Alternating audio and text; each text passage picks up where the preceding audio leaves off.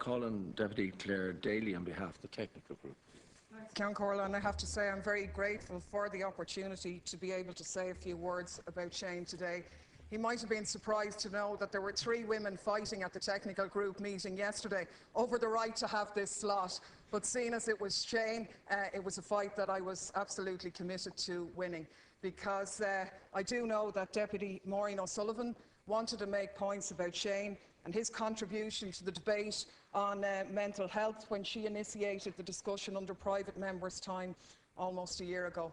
I know Catherine Murphy, who got elected the same day as Shane in a by-election, recalls the time where they were expectantly waiting outside the door to come into this chamber, and how Catherine's family and Shane's intermingled, how emotional Shane was on that day. As we all know, he was always someone who wore his heart on his sleeve, a straightforward man, a simple man, and how members of his family said to Catherine's family, look, Shane isn't much of a talker, but he is a doer, and what an important day it was for him. And they obviously kept a connection going throughout the years, being from similar constituencies. And for myself, I'd never normally want to speak at a slot like this, because politics matters, and it is hard to separate the political from the personal. And you could look at it and say that myself and Shane were from absolute polar opposites in terms of tradition,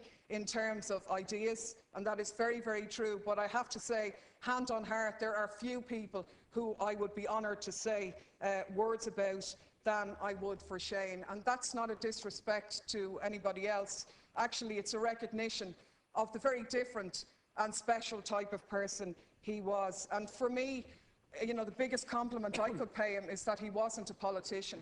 First and foremost, for me, Shane was an incredibly decent human being, and that matters and counts for a huge amount. The first time I met him was at the back gate of Ag House, going across to our offices. I didn't know who he was. As a vegetarian and animal rights campaigner, I heard of him by reputation in terms of the stag hunt and all the rest of it, and you wouldn't think of us as being pals. But that first day I left with his phone number, which I didn't even have to ask for, and a commitment that his door was always open and that we could work together on the pyrite issue, because he knew the work I'd been doing in my constituency. And I have to say, an unlikely team was struck up that day. And it is true, and I've said it here before, and I'm glad that I did, that there is nobody who has done more for homeowners in this state who are affected by pyrite than Shane McEntee. He was the person who drove this issue. In the years in opposition, when it wasn't popular, I have to say he was a lone voice, and I said it to him that he was too complimentary to his colleagues in Fine Gael, because he fought that fight almost single-handedly in opposition. And when Fine Gael got into power and he got his ministerial position, he absolutely used that position to try and deliver gains for homeowners. And I've no doubt whatsoever that this issue wouldn't have been progressed in the way in which it was without the work that Shane did. And I know the residents who campaigned with us, and indeed myself, we always viewed him as our man on the inside in terms of this issue.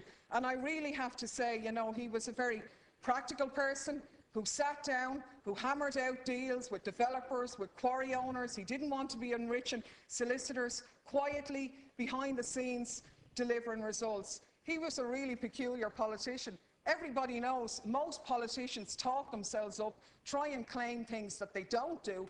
Shane was the exact opposite. He quietly did things behind the scenes, delivered results, changed people's lives, and never claimed any credit for it. Wasn't a mad media follower or anything like that, and I certainly would agree with him on that one. And I really think that, you know, the government now have to pick up that legacy and deliver what Shane started in terms of the pyrite issue.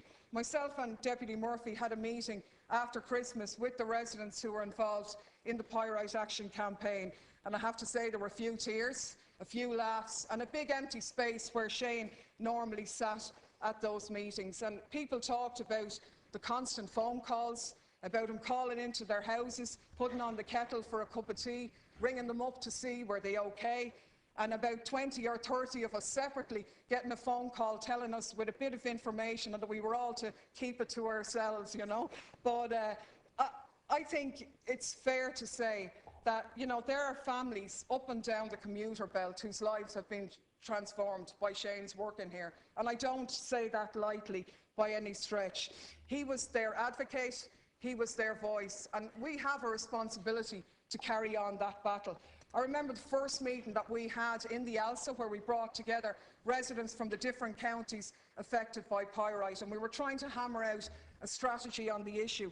And in the middle of the meeting, Shane got up and started talking about cows that he owned who were poisoned when he was a farmer. And you could see everyone looking around, all these urban couples from the commuter belt who'd probably never even been on a farm, kind of going, not really sure where this story is going here. But the story evolved how basically Shane tried to get justice over that issue because his cows were poisoned, and how he fought a long case to try and gather the evidence, but the evidence was destroyed and he had to abandon the court case. And the moral of the story that he was saying to people was that the battle they were involved in was a really serious one, that it could be all-consuming for them. They were engaged in a fight to save their homes. It was a really serious issue, but that they also had to know when to let go, to not allow it to take over, to when they had to walk away. And I had to say that's something that I've thought about a lot since Shane died.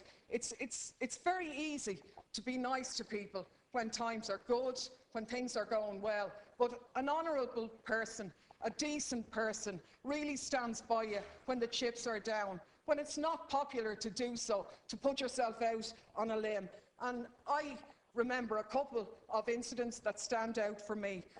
When I left the Socialist Party, I was being vilified by our friends in the media, and I remember passing Shane in the car park in Ag House. He was on the phone with Liam in the car, and he waved me down to hang on, wait a minute. And he just jumped out of the car, gave me a big hug and said, don't worry about it. They're talking about you today. It'll be me tomorrow. It'll be somebody else the day after. Don't worry about it. Just get on with it. When Mick had his difficulties, he did the same. He called Mick aside and said, listen, you've no friends in that house. He said, this is a dog-eat-dog place. People stand out and only generally think about themselves. And I think that's largely true, but it wasn't true of Shane. Absolutely, definitely not. It wasn't true for him. And I would have been glad for Shane to be my friend. I'm glad that his last stint in here was with me over a debate on Cuilcha. I'm very glad that I went easy on him, because I have to say he was brutal that day, but I could always go easy on Shane because he was too nice for you to get thick with him. I'm very glad that I worked with him. I'm incredibly proud that I knew him, and I am absolutely determined to carry on his legacy, to fight for justice for pyrite homeowners, because he deserves nothing less than that. Thank you, Deputy.